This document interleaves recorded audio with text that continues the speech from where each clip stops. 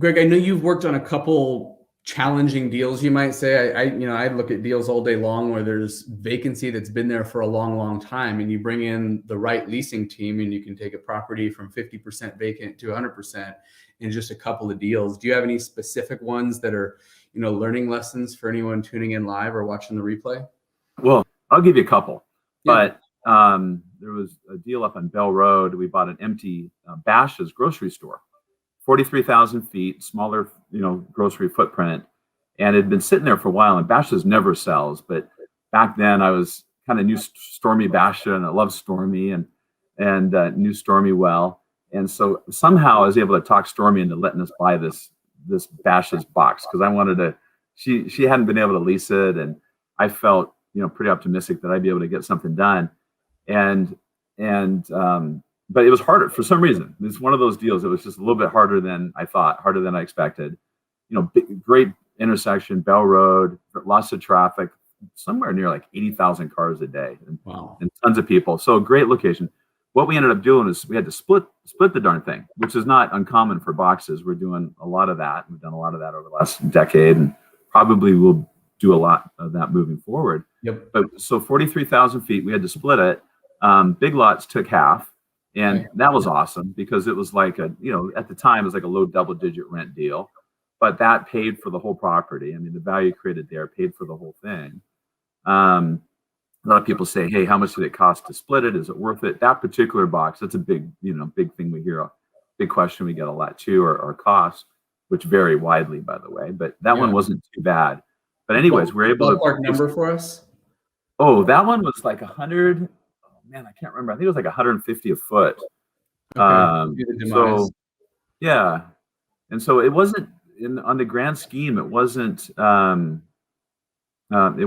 bad.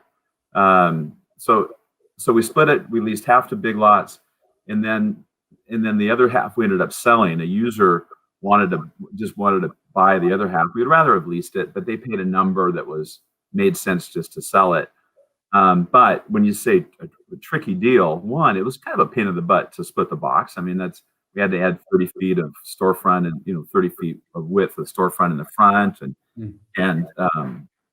do all the normal splitting work, split the HVAC, and Bash's had a big, huge air conditioning unit that for them worked. For us, it was huge and amazing, but just completely, not usable for us. So we had to add some HVAC, and then what's the other part to it that I was going to share? Oh, and then to sell the other half, it was one property, and it didn't need a lot of the building. Like to split the building and then sell, we had an issue with building and life safety, the codes with the city.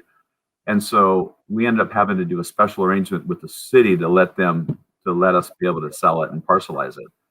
And so you did end up splitting it, creating a new parcel. And so you could sell that off, and it's almost like you kind of condominiumized it or did a split in that case. We did, yeah. We condoed a big box. And yeah, how long did that take? Oh, well, the whole process, it wasn't actually too bad. The split process was way faster than normal.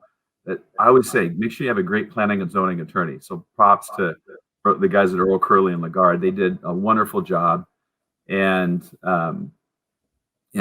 so they helped us get it through the city. But yeah, normally, because it was just a normal wall, like a wall that would separate a space that now separates two properties.